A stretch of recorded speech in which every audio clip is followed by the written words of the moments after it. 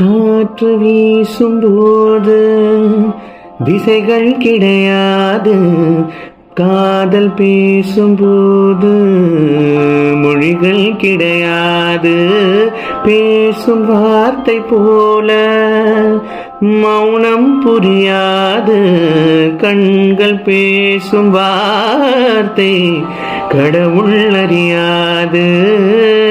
உலவி திரியும் காற்றுக்கு உருவம் தீட்ட முடியாது, காதல் பேசும் மொழியெல்லாம் சப்த கூட்டில் அடங்காது. இயற்கையின் மொழிகளை புரிந்துவிடல் மனிதனின் மொழிகள் தேவையில்லை, இதயத்தின் மொழிகள் புரிந்துவிடல் மனிதர்க்கு மொழியே தேவையில்லை. காற்றின்